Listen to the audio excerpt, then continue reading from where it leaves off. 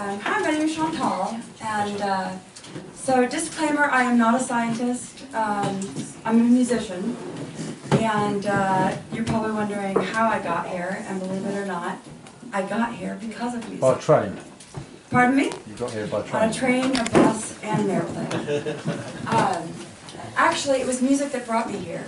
I heard the sounds of the planets, and when I came upon Venus, something just resonated within me, and I knew that there was something special going on. So let me tell you just a little bit about myself first. I have a degree in music therapy and in deaf studies, not deaf, but deaf. And I spent the majority of my career working with individuals with some sort of disabilities, including those with hearing impairment, using frequency and vibration to help them learn how to speak and overcome language barriers. And I have seen the miracles that music can work in people's lives. And I transitioned out of nonprofit work and began my own record label and publishing company about 8 years ago. And now thank you. I mostly write music for nonprofits and causes, again, around the world that make a positive impact on humanity. And I do also work in Nashville, writing music for other artists. So music is my life, and so when I hear something that feels right and that resonates, I know it. So when I landed upon Venus, I just knew something was right, and I didn't know what it was. I don't have a background in space, but I have a really, really solid background in music. So I kept listening to this sound over and over again. I knew it was something, and that's when I realized I knew what it was. It was a Tibetan sound bowl. And I have samples I'm going to play for you of the other planets, but also of Venus, and then to compare that to a Tibetan sound bowl. So for about a month I kept listening to it, and I decided, what am I going to do with this? And I did what any normal space-loving person would do. I took my guitar tuner out to the planet Venus. And lo and behold, it came back with a frequency of 77.7. Now, as you remember, Adrian was speaking early on in the week, and many of you who might study ancient mythology would know that 7 is a pretty significant number. Now, I'm not going to go through the list because it would be quite exhaustive, but I'm going to just read you a few of them. So we've got 7 days of the week, 7 seas, 7 wonders of the world, 7 notes in a diatonic scale. Diatonic is A, B, C, D, E, F, G. 7 colors in the rainbow, 7 chakras, 7 tables in the periodic table, 7 days of creation. In the original Hebrew, the first sentence of the Torah, in the beginning God created heaven and the earth. In the Hebrew, 7 words. Gematria, as you know, the study of words that actually uses 7 to assign numbers their significance. There's a theme throughout history. 7 Indian sages, 7 in Easter Island, 7 antediluvian Sumerian sages, 7 cuneiform tablets, 7 Sumerian hymns to Inanna, 7, as you know, Inanna's 7 gates of descent to the underworld.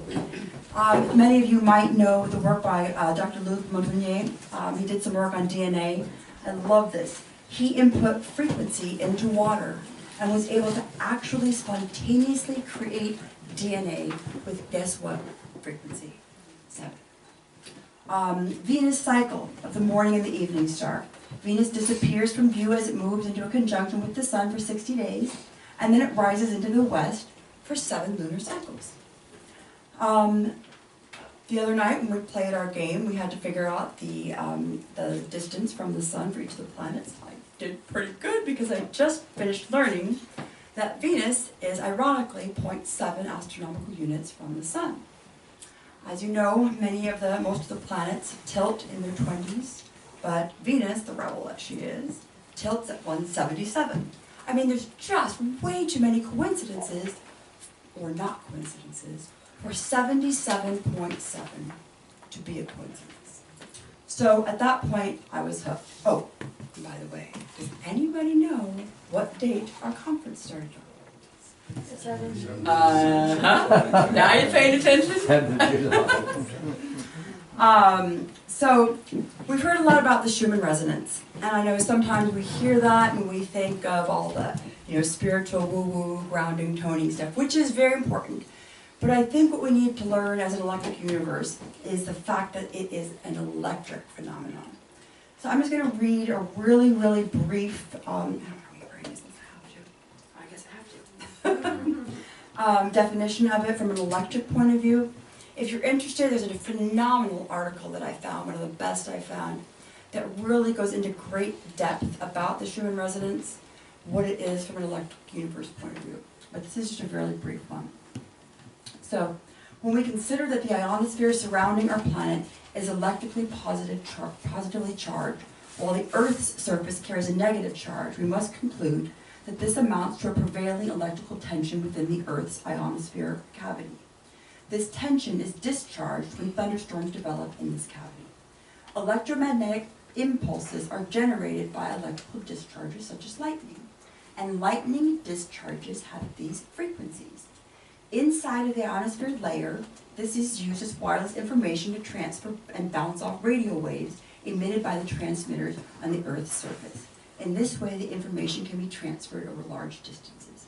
And the reason I put the large distances in there is because I believe, and the reason for me talking about this subject is that I believe that Venus has the potential to be the tuning fork for our Earth. Our Earth is struggling. We know of this Schumann resonance. We've probably known about it instinctively for a long time, but when we, in this iteration of humanity, discovered it was in the mid-1950s. But recently, starting about 2011, we started seeing spikes in the Schumann resonance. First at 11, 14, 30, but the last 2 years, we've seen it spike upwards of 90 hertz. That's astronomical. So what does that mean? Well, it could mean a lot of things. Most of it is speculation. But from a musician's point of view, purely musical, when I look at a piano piece, and I see fortissimo, that means that there's an instrument being played really loud, that something is upset, or there's a drum, or something. I mean, it's to pay attention. It's to pay attention to the music. So if nothing else, we can speculate about what's causing it. But what I do know is that it's our Earth telling us to pay attention. What I also know is that if these are electrical impulses causing frequencies and disruptions in these frequencies, for me, disruption in a natural frequency means that it is inharmonious, that there's dissonance. When I write music, we will actually write with dissonance for a reason, because the ear needs resolution. It must have it. And if you're listening to music, you'll know it when you come across dissonance, because you must find it. So before I go any further, I forgot, because I wanted to play some stuff for you, so you can get an idea of what Venus sounds like compared to the Benton sound bowl. And then I'll move a little bit further, just quickly, on what a tuning fork is, how it works on the human cell and our membrane, and how I believe it works on a planetary membrane, and thus on our own Earth membrane. And then I'll end it. So, and I'm going to pull up GarageBand. So, what I'm going to play for you right now, and I wanted to pull this up so you could see it, but, so this right now that I'm going to play for you is the frequency of the sun. I won't go into how NASA recorded these, and it is NASA, so I take that into consideration. But, it basically is recording electromagnetic impulses, and then they condense them, or I'm sorry, compress them into our audio hearing range, which is 20 hertz to 20,000 hertz. Understand, compression does not mean altering the frequency, it just means compressing the sound. So, hopefully you can hear this with the microphone. You hear that? This is the sun.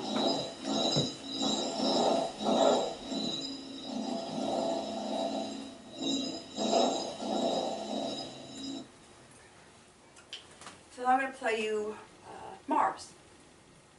Creepy. Okay, here we go. Here's Mars.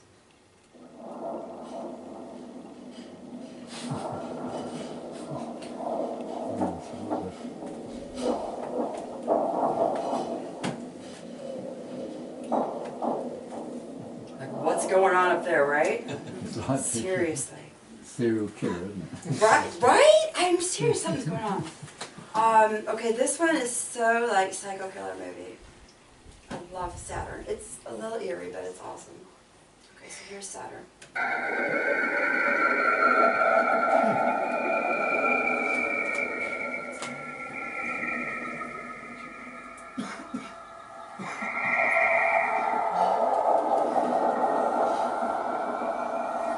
Right, like you do not want to be cut out in space with Saturn. But, okay, so kind of what you would expect from the sounds of space, right? Like whooshing, gushing, wisping, wind. I mean, they're cool, but I wouldn't exactly call them music of the spheres. So I'm listening, okay, interesting, kind of cool, yeah. So then I hear this. Something's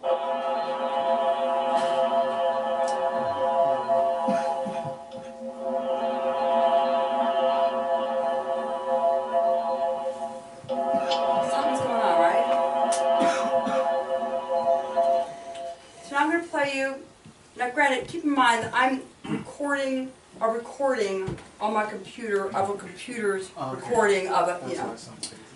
So now this is a sample. Again, a recording of a recording. So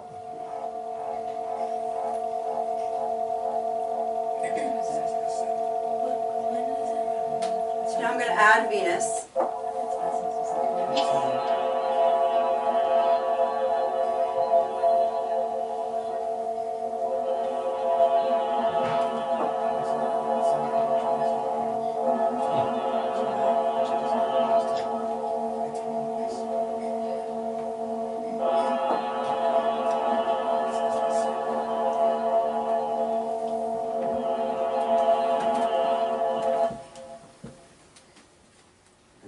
Back, just so you can remember the difference of something like a Saturn.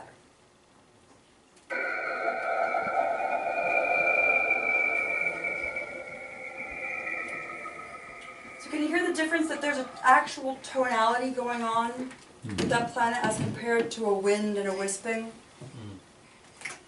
So I would love to find a way to get better recordings of these, but I wanted to at least give you an idea of what was going on. So again, when I took my guitar tuner to Venus, it comes back at 77.7. And I think that that is significant because when we're doing tuning work, and I wanted to bring up, some of you might know the work of Eileen Makusak, who was here last year, not here, but at the Phoenix conference last year. And when you hear tuning forks, again, you might think of, going to the spa, hearing tuning forks, but she's really done the hard work of the physics of tuning forks. So I'm going to read you a little definition of what she does. So she's actually doing some double-blind studies on it. She's coming from an electric universe point of view and looking at the electromagnetic effect of actually using tuning on our bodies. We are electromagnetic, can't get the words out, beings. We have cell membranes. Our cells have membranes, we have membranes, and planets have membranes. And therefore we must conclude that the planets and the celestial bodies are sentient life forces. And if we respond to tuning forks, our Earth must respond to sound. If our Schumann resonance is peaking and spiking and out of control and dissonant, it must respond to sound the way our bodies respond to sound. So I'm just going to read you a little bit about what tuning forks are and exactly what the physics of them are from her point of view. I took her courses last year so I could have a better understanding of it from her physics and electric mentality, and it was really, really interesting. Let me read it. I'll tell you just a little bit of my experience and then I'll close. With bringing it together here. So, tuning forks, how do they work? Tuning forks work therapeutically through the physics principles of resonance and entrainment. Initially, they resonate with whatever dissonance they encounter. So as you're working with the tuning fork, you're hitting it, and there are two types. You have the type that you hear that are unweighted, and then the type that you'll more feel that are weighted. You put it on your body, and you'll actually feel it throughout your whole body. When you put the tuning fork on a crystal, and that sounds, but a quartz crystal, and you put the crystal on your body, and the weighted tuning fork on the crystal, you can viscerally feel it resonate through your body. It's really powerful. They will encounter dissonance, but after a few minutes, the orderly sine wave produced by the fork overtakes the dissonance being produced by the body, like you would tune a guitar or that you would tune a piano. It has a modulating effect, settling the frequency down if it is too elevated, or stimulating it if it is too underfunctioned. So Eileen developed this physics-based biofield tuning, which I really appreciated. A protocol based on the electromagnetic aspects of our own human bodies. The biofield is the human being's cell membrane or energy field, which is about 5 to 6 feet. I think somebody was talking about the powerful effect of the 5 to 6 foot range of the human resonance. So the biofield is the human being's cell membrane or energy field of about 5 to 6 feet, which picks up the distortions of a field as a result of somebody's environment or experience. So we can pick up these distortions from our environment. Think of all the wireless technologies we have in our environment today. War, anger, you pick. And it can also occur internally from our own personal experiences that occur. Center for Disease Control estimates that about 85% of all diseases are caused by emotional stress, upset, anxiety. What happens when we're anxious? Our bio waves. It's our frequency. These distortions lead to dissonance in our natural frequencies, and this dissonance can lead to mental, emotional, and physical dis-ease. Break down the word, that's all it is. Tuning forks locate and correct distortions in the body's energy field, or biofield. These vibrating forks are passed over the body at the edge of the biofield and moving slowly inwards towards the body. These are actually used now in the medical field to break up kidney stones and gallstones, and the sound produced by these forks also can break up energy knots, just like they do the physical knots. So I think we need, as an electric universe, I think we're starting to bridge the gap between what we see and what we don't see. And if we can begin to do that in the physical realm too, that healing just the physical body is not enough.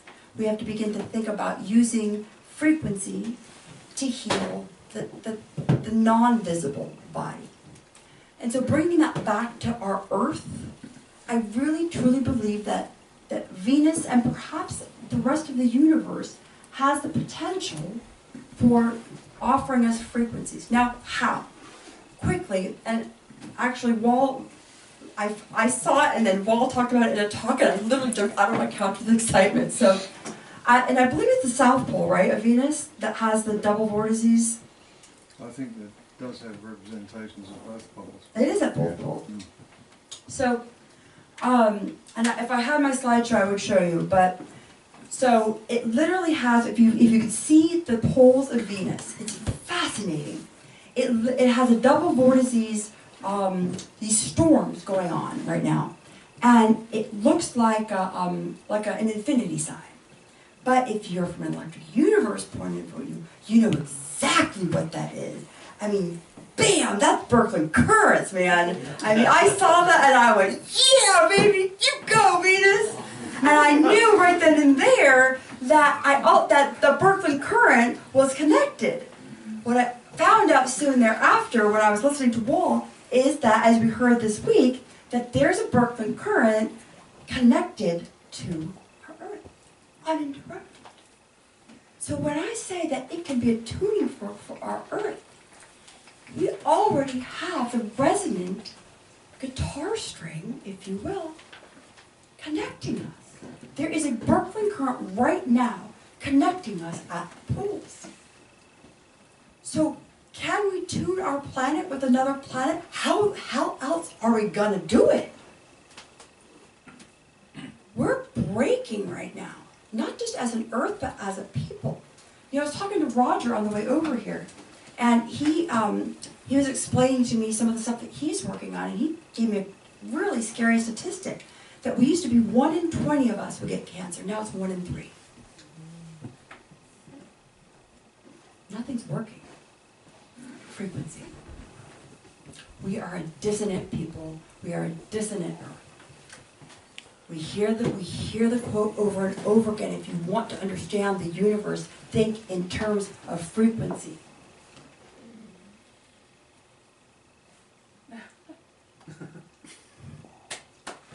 I guess that's the end.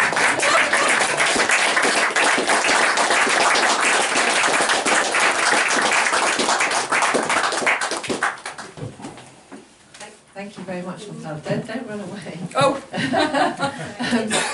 I mean, now's a chance for people to ask you questions and Sure. talk about it. And we've got a slight sort of shifting around of the schedule, just so you all know. We'll have a short break after this, and then Phil Francis will talk about was it Phil? Where are you? The electrical effects of the weather or something. Can I hook up to the? Yes, you can. Because there's a couple of photos that might be really you interesting. do that. Step back, are you? Go ahead. Oh, yeah. But we should have supper at 7, one way or another. So, and then very excitingly, what we're going to do this evening is we've got a lovely talk from Emma, who's going to talk about the sun and About the taboo subject as Wallace well, there's astrology, the he experiential said, well, astrology, when we were queuing for dinner, he said, well, for lunch, sorry, well, astrology is like a taboo subject among, you know, the scientific and yeah. general community. So, yeah, it's a taboo subject called astrology. So I'm going to introduce you astrology from my perspective, show you some little pieces of my research. That's it. Fantastic. And also, hooking into that, Jane and Mandy have got an amazing map that they can, we'll pull the tables back. So this is working with what you're going to talk about as well. Pull the tables back and do the dance of Venus. So we're on a very revolutionary theme here. But we'll do that bit after supper. So we're trying to fit everything in, and there's going to be also Michael Claridge and Noel have been working on setting up Oh no. the workshop on. Yes. Was it now? You don't have it? That's okay. I can just. Working out what happens to the planets when you shift the magnetic polarity of the sun, which happens every 11 years now. Oh wow! So they set up a scale model of that in the yurt up on the steps. So Right. It really is going cosmic here, That's all big right. time. That's all right. Yeah, fantastic. You want me to help with that? That's all right. There were a couple of photos that I want to show you that were just awesome. Can we not hook you up? It's a newer laptop, but they don't have the adapter, I guess. Can you email it to me?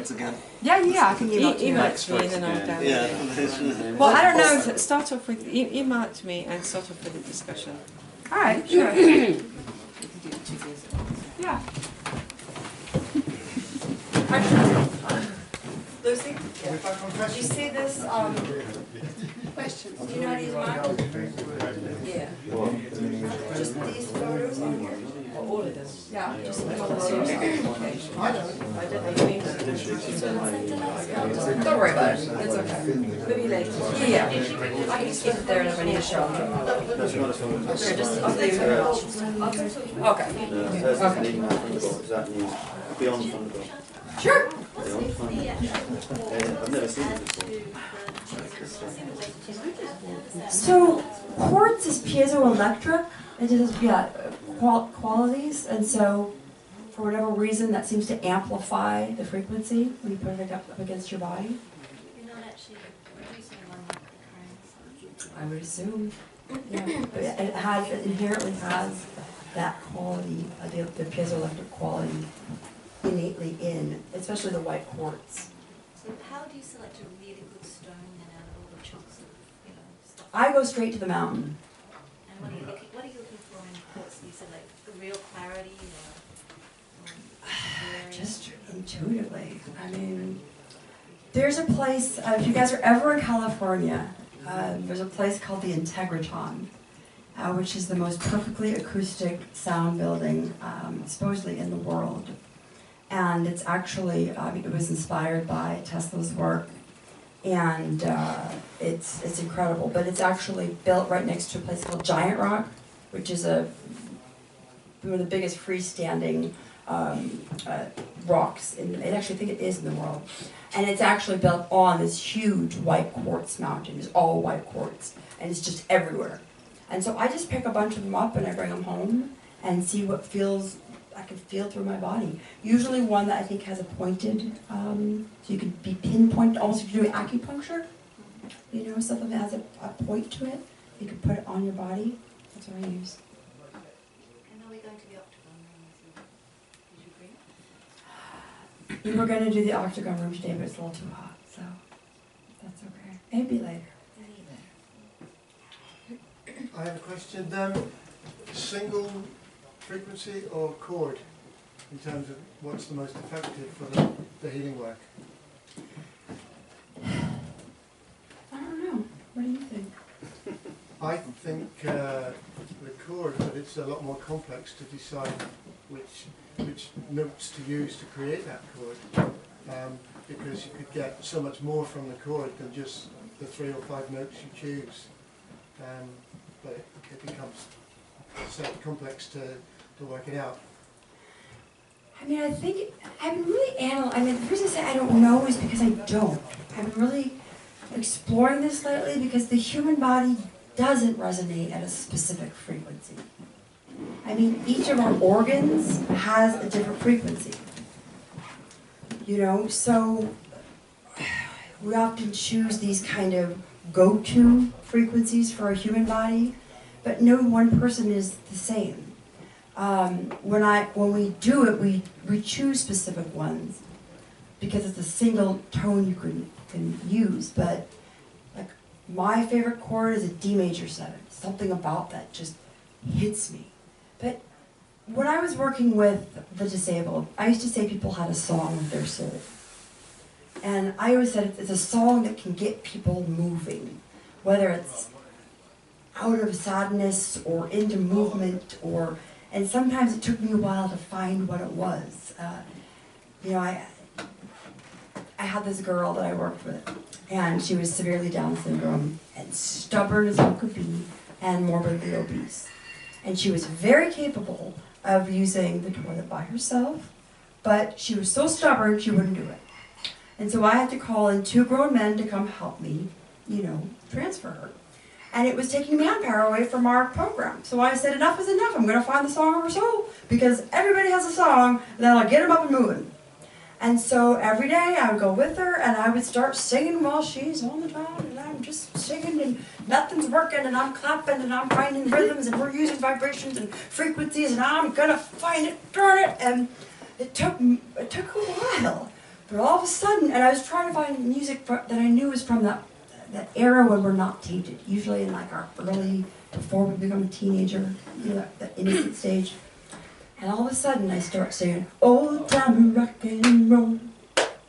Woo, how was it just, woo, woo, woo, woo. And she just goes like this, and all of a sudden, okay everybody, come on, join in. And I'll get all swimmers to kind of music just so, and all of a sudden, and she's up and out. And that day on, you need to get her up and moving anywhere, you just sang old time rock and roll, and good old Annie would be up and moving. So, you know, I don't think there's an answer, you know? It's different for each person, each experience. No. So, how would you build that principle? Could you experiment with somebody on a feedback basis in some way, by playing with What biofeedback is for? I think Ali's doing some great work with that. yeah. You know, I would really encourage everybody to play with music, just play with it. I have a playlist for emotions. I do. I have a therapeutic playlist. If I am sad, here are the songs that work for me. if I'm struggling in a relationship and we're in conflict, here are the songs that work for us to de-escalate. And it doesn't have to be songs with words. It can be, if you're an opera person, and there's an opera song that soothes your soul, make playlists. Start a life playlist. Start creating the soundtrack of your life. Start going back to the time that you were a child. Because every memory you have has a song. You don't have to write a book, but create a soundtrack. And you'll be amazed at the healing work that'll take place just by doing it. Just on your iTunes. Just start a playlist of your life. And you'll find what heals.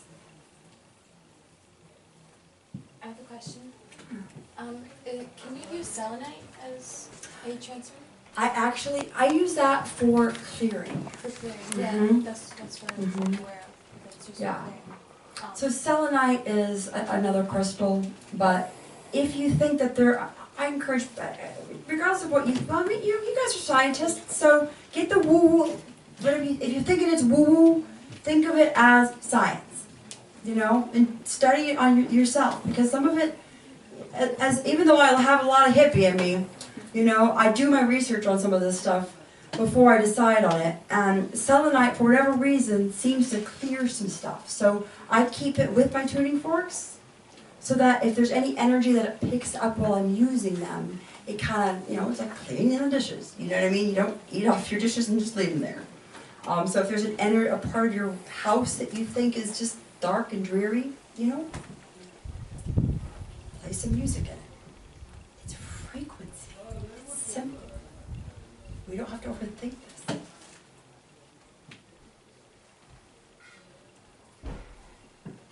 So what is the fine-tuning device? What exactly is it? The what device? The fine-tuning, like how exactly do you do it? Oh, you mean the tuning fork? Yeah.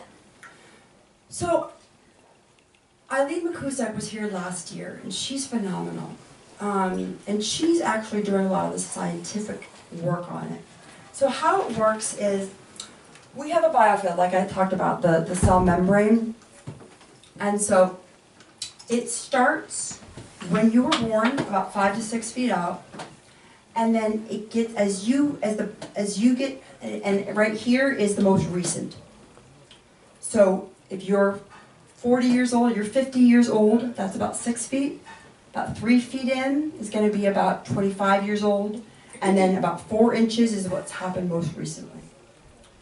And so as you're going through, you're almost like combing through the particles of energy. And some people can feel it. I would hear it. I mean, it would just be, to my ears. I would come up against something, and inevitably, I would say, okay, what was going on when you were around, I don't know, 12? And they'd be like, I was molested. Whoa. So in the training, we had it done to us by our partner, and then we did it to somebody else. I've had some experiences and some loss in my life, but I've been very fortunate to have, I was surprised, nothing stopped. And so I've done a lot of work, I believe, to work through some of that. And some stuff recently occurred, so I got to look at that. But when they come to the crown and the feet, they connect you.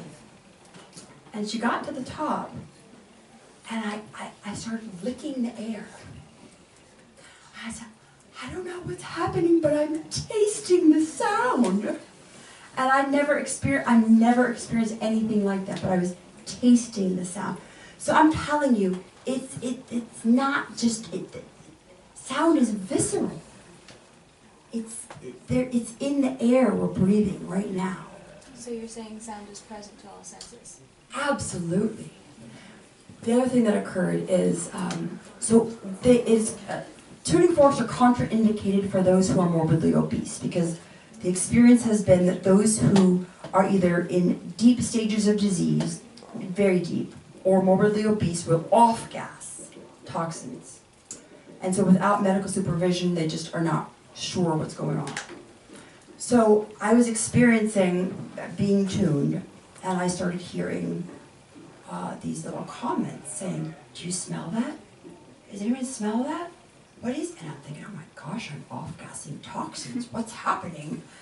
And then somebody said, "Yeah, it's like a flower garden. It's a gardenias. It's," and all of a sudden, apparently I was off-gassing flowers.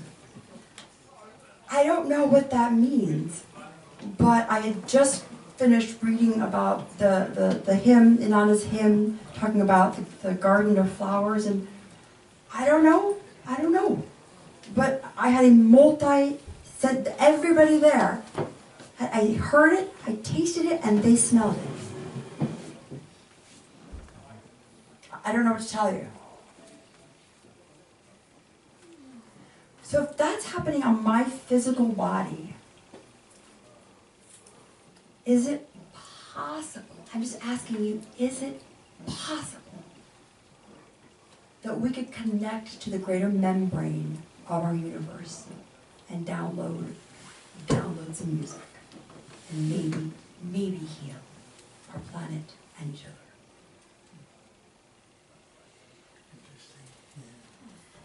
So just on that theme then, do you ever see sound? Do you ever get colour coming through for different notes and things? Only after a lot of coffee.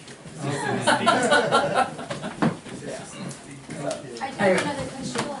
How can we fine tune? How do you think that we can take steps to fine tune our Earth as a whole, but us individually? So how can we get started with doing that? Say that again? What do you think, in your opinion, as to how we can get started to fine tune us as individuals, but as a whole, ultimately? Well, us as individuals, Wall, actually, I had asked some question earlier, and he answered with the exact answer that, and I had it in my notes and I didn't get to it, but the answer to me is always listening. It's listening. People ask, how do I write music? I'm a writing maniac. I write hundreds of songs a year. I can't record fast enough. And when they ask, how do you write? My answer is, and this is before I got involved with Electric Universe, my answer has always been the same. I don't. I listen and I download from the universe. Because that's the only way I can describe it. I'm a good listener. So I think that that's how it has to start. How do we heal or tune ourselves? We listen to ourselves. We slow down enough to listen to our bodies and go, that doesn't feel right. What is my frequency? Wow. I haven't even listened to my own body for so long, I don't even know where I hurt or how long I've been hurting or why I'm hurting. Listening to ourselves. What's the difference between thinking and intuition? Do we even know when that's happening and how to recognize it? It's a muscle. It's a muscle. The more we use it, the more it becomes a habit. And when we recognize it, trust it, trust it, trust it, trust it. When we start living in intuition, our lives flow. I usually wear a pendant that says, set no path. Set no path. Because when we force things, we miss so many opportunities. So listening to ourselves, listening to each other. How many times do we speak over each other? Or are we trying to listen to my idea? Because look at how important I am. Or please validate me. Because we do need it. Or we think we do. But what if we really just stopped and listened? How validating would that be? And then if maybe we built the muscle of listening, then maybe we would actually hear what the universe is trying to say. And I know we hear that, and again, that sounds airy-fairy, but the universe, we actually have a universe that is making sounds. Maybe it's actually trying to say something. So I think the answer is always